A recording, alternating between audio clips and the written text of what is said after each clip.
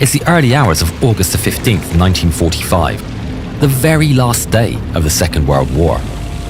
And Lieutenant Howard Howdy Harrison is leading 6 F6F Hellcats on a fighter sweep towards the Tokyo area. Their target is the Atsugi Airfield, patrolled by a group of Japanese fighters who are waiting to intercept. In the distance, Harrison spots the airfield. Target in sight. Arm H-bars, boys. The American pilots prepare to attack, and Harrison arms his HVAR rockets and dives towards the airfield. His finger hovers over the pickle button. The target gets closer. But at that very moment, they receive a transmission. Return to base immediately. The war is over. I repeat, the war is over. The radio erupts with cheers as the Hellcats turn back. Pilots let loose in celebration, hurling their aircraft into victory rolls and loops. As the Americans head home, Japanese fighters close in behind them. Japanese Navy Lieutenant Yutaka Morioka watches as the Americans celebrate, and a shiver goes down his spine. He realizes what must have happened, but he still can't believe it. That is until a radio transmission comes through.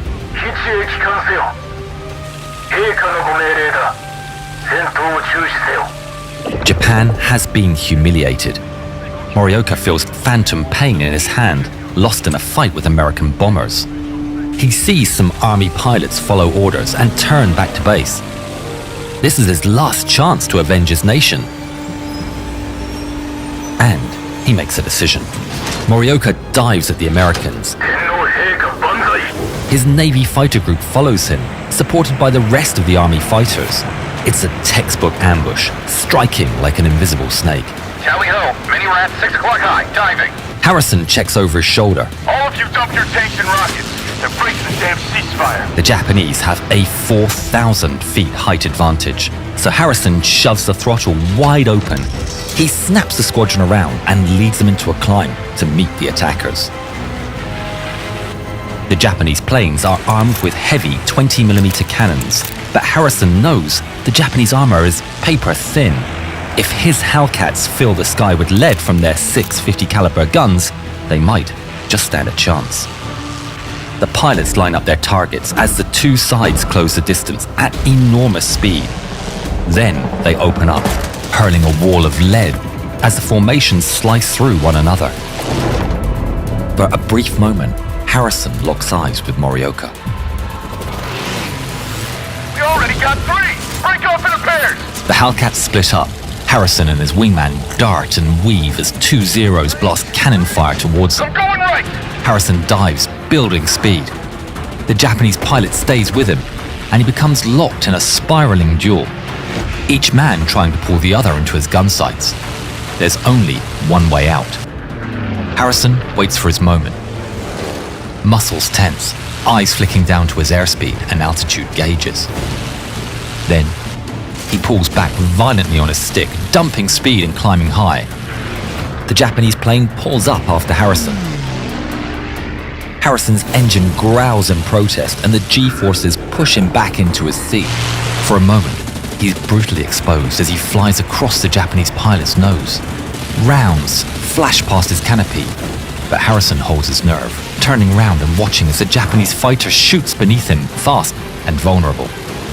The Japanese plane stalls, flipping over and beginning to fall. Gotcha! Harrison's aircraft slows to almost a stall at the top of the climb.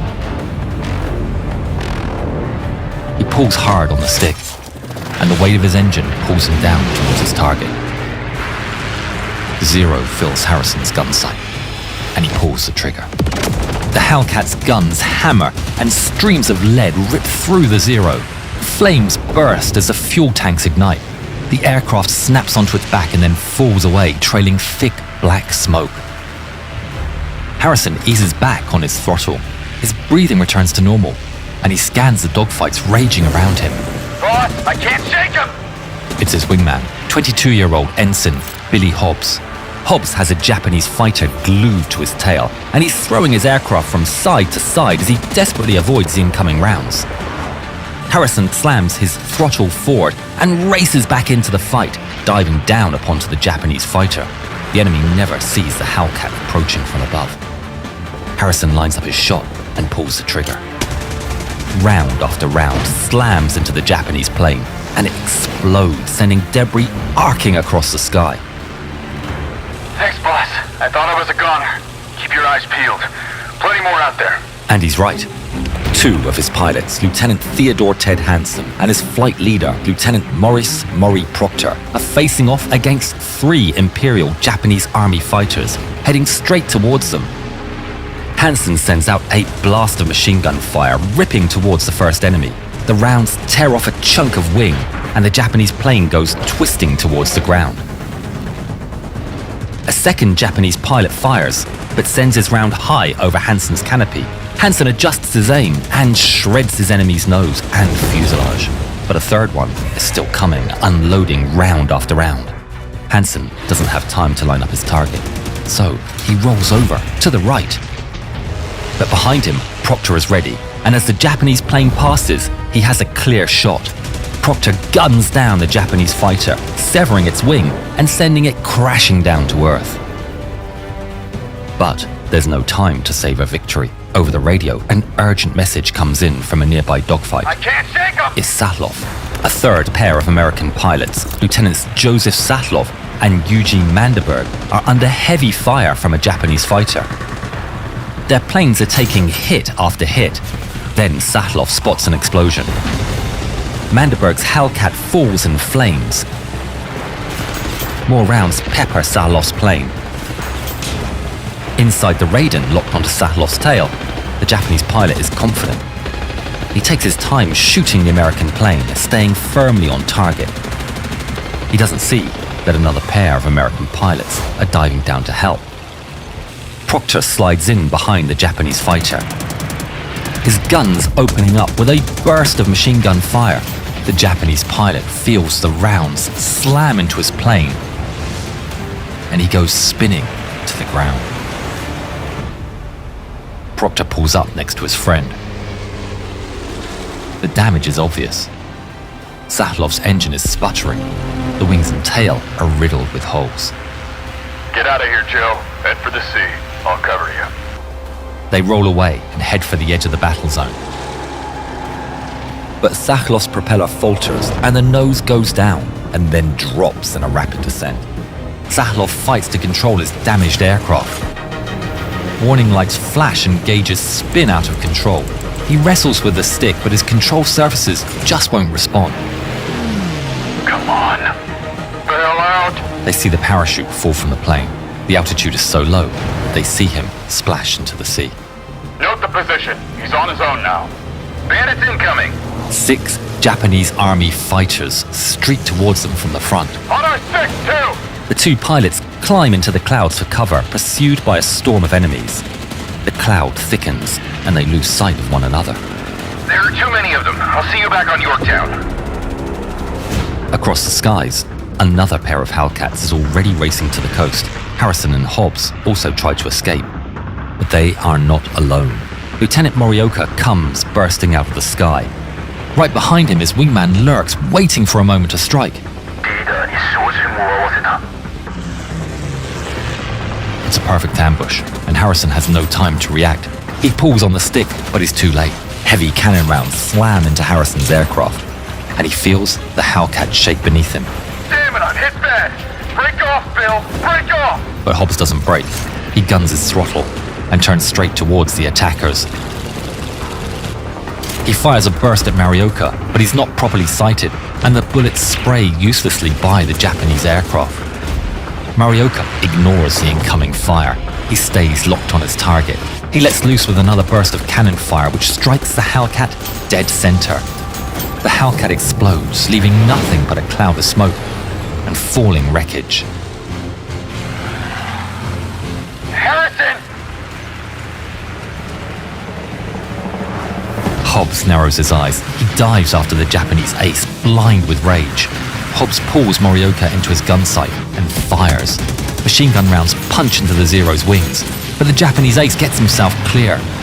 Hobbs is so focused on Morioka that he doesn't check his 6. Hobbs doesn't see Morioka's wingman dive in behind him until the rounds slam into his aircraft. Shrapnel flies through the plane and smashes into Hobbs' body. Flames lick around his cockpit, and he knows he has to get out. Injured and straining hard, Hobbs manages to open the canopy. He leaps out of his stricken aircraft and falls downwards, dangling below his parachute. His Hellcat burning and tumbling below him. Morioka and his wingman roar past and head off into the distance, returning home to an uncertain future. But Billy Hobbs barely registers what's happening. He fades out of consciousness. He's dead before he even hits the ground. Back in the air, Hansen escapes from a bank of cloud. He scans the sky, but he's all alone. Proctor, Harrison?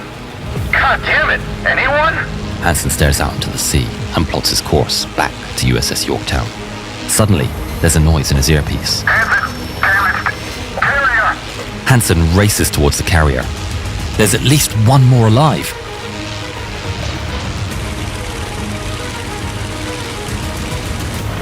His Hellcat touches down on the deck.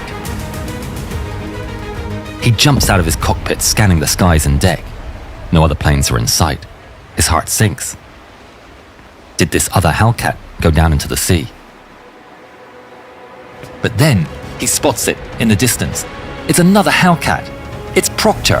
His plane's badly shot up, but he manages to nurse it in and lands successfully on the carrier. The two men are reunited on the flight deck. They are the only American survivors. On the Japanese side, Morioka claimed the Americans had not jettisoned their rockets, but launched their rockets at the Atsugi Airfield after the Japanese had surrendered, thereby justifying his attack. On the very day peace was declared, 9 Japanese pilots and 4 American pilots were shot down in the last dogfight of the Second World War. If you want to see other incredible stories from the Pacific Theatre, check out our film, War in the Pacific.